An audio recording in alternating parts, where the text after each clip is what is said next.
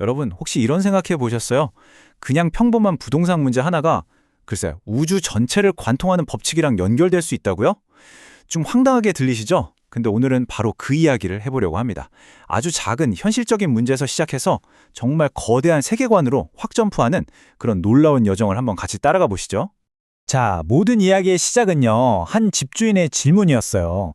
이분이 몇 년 전에 빌라를 한 채 샀는데, 처음부터 위반 건축물이라는 걸 알고 샀다는 거예요. 처음 몇 년은 뭐 그냥저냥 괜찮았어요.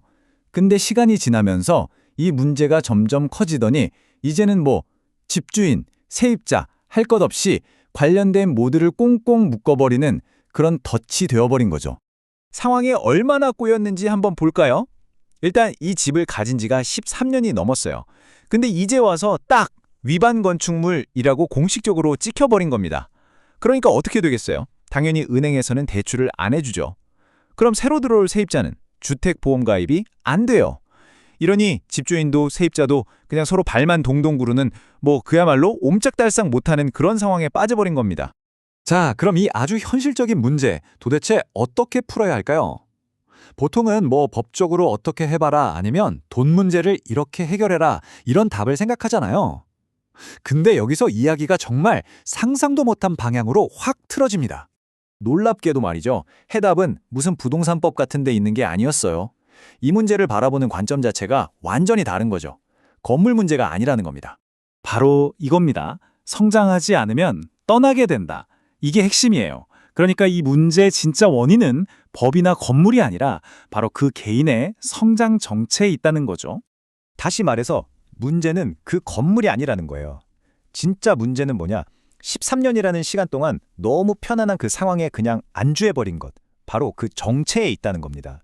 그래서 이 관점에 따르면 이제 자연이 혹은 우주가 너 이제 그만 움직일 때가 됐어 하고 등을 떠미는 거라는 거죠.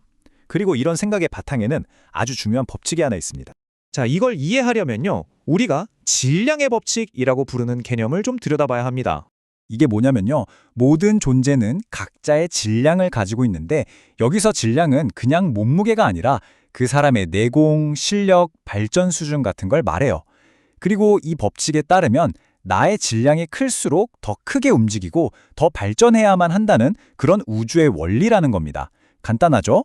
이 표를 보면 딱 감이 오죠. 질량이 낮으면 계속 정체되고 어딘가에 갇힌 느낌을 받고 결국엔 억지로 떠밀려서 움직이게 됩니다.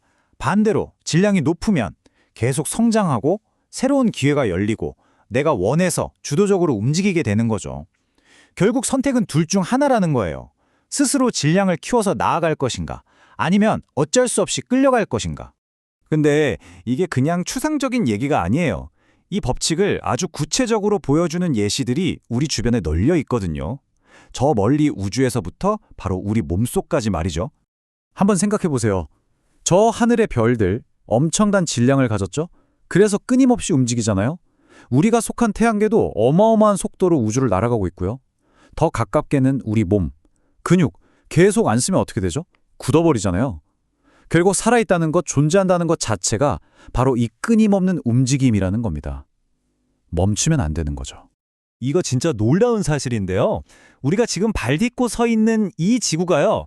사실은 총알보다 3배 이상 빠른 속도로 움직이고 있다는 거 아세요?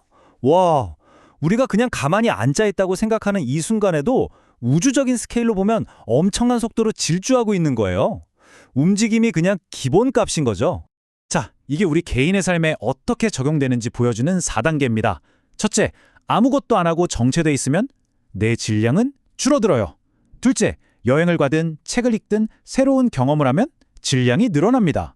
셋째, 이렇게 질량이 커지면 자연스럽게 더 높은 곳으로 가고 싶은 욕구가 생기고요. 마지막으로 자연은 결국 나를 내 현재 질량에 딱 맞는 곳으로 보내준다는 겁니다. 그게 더 좋은 곳일 수도 더 안 좋은 곳일 수도 있죠.